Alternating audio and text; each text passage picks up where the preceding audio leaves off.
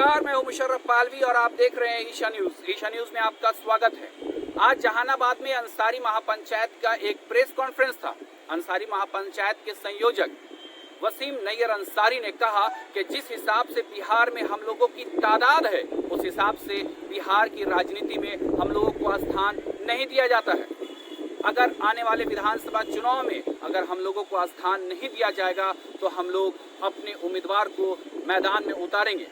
पूरे बिहार में तकरीबन 42 ऐसे विधानसभा क्षेत्र हैं जहां पर अंसारियों की तादाद तकरीबन 27,000 से लेकर 70,000 तक है।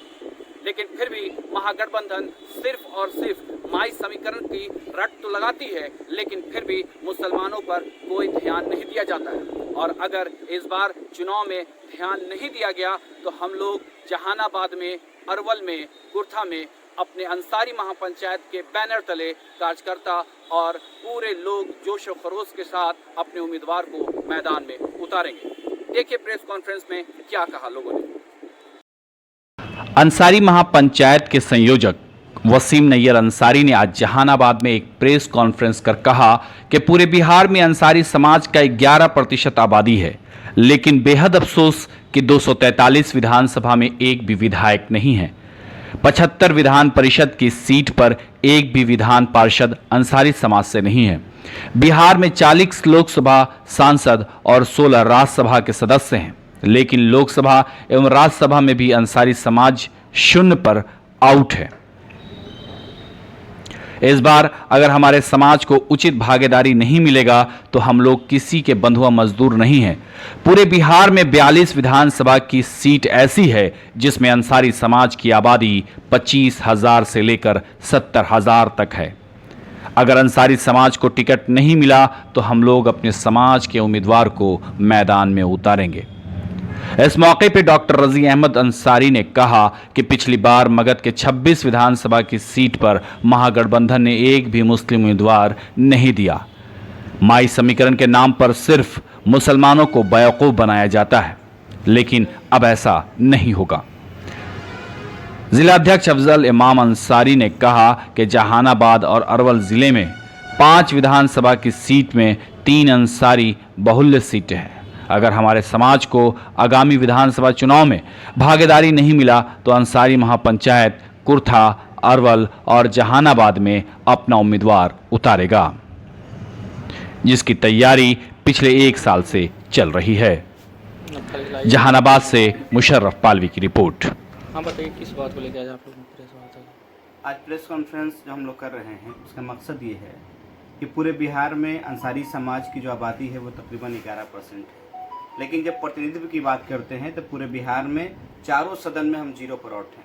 243 विधानसभा की सीट में एक भी अंसारी समाज से सांसद नहीं है। 75 विधान परिषद के मेंबर हैं, उसमें भी हमारे समाज से एक के विधान पार्षद नहीं है। इसके अलावा 40 लोकसभा के सांसद चुने गए बिहार से, उसमें भी अंसारी समाज से एक भी नहीं है। और 16 जो राज्यसभा के मेंबर पूरे बिहार से चुन के गए हैं, उसमें भी हमारे समाज से एक भी नहीं है। चारों सदन में हमारा समाज 0 पर आउट है।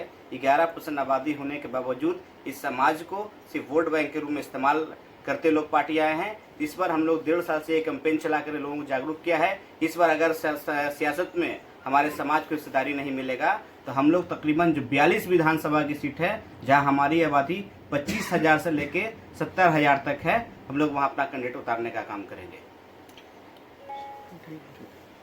अंसारी महापंचायत बैनर के तले बैठे हैं। महागठबंधन को अंसारी समाज 98% वोट करती है और महागठबंधन अंसारी समाज को आज हाशिए पर पहुंचा चुकी है। हमारा एक भी आज प्रतिनिधि नहीं है। 242 विधानसभा सीट में एक भी एमएलए नहीं है। तो हम महागठबंधन के लोगों से गुजारिश करना चाहेंगे कि मुसलमानों में भी जब संविधान में ये इजाज़त दी गई है कि जातीय आधार पर आबादी के हिसाब से हिस्सेदारी मिलनी चाहिए, तो मुसलमान में भी जितनी जातियाँ हैं सबको आबादी के हिसाब से हिस्सेदारी आप दीजिए।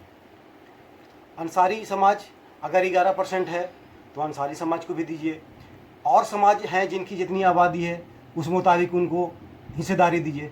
तो मूल रूप से हमारा समाज आज हाशिए पर है और इसके जिम्मेवार महागठबंधन के लोग ही हैं। मगध में 26 विधानसभा सीट है। आज मगध में एक भी मुस्लिम विधायक नहीं है।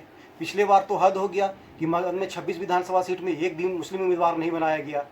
तो पिछले लोकसभा में एक भी जो है 5 लोकसभा सीट है उसमें एक भी मुसलमान को दिया नहीं गया जो है। तो मुसलमान इस बार मजबूर नहीं है। अगर मुख्यमंत्री बनना है तेजस्वी जी को, किसी मुस्लिम को मुख्यमंत्री नहीं बनना है, किसी मुस्लिम को उप मुख्यमंत्री नहीं बनना है।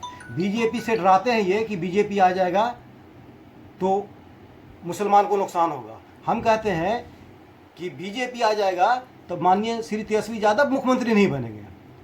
इसलिए हमको डरने की जरूरत नहीं है, हम चिंता नहीं करेंगे। जो है जिनको मुख्यमंत्री बनना है उनको डरना है। बीजेपी के रोकने की बड़ी जिम्मेवारी उनकी है, हमारी जिम्मेवारी नहीं है। हमें आबादी के हिसाब से हिस्सेदारी चाहिए।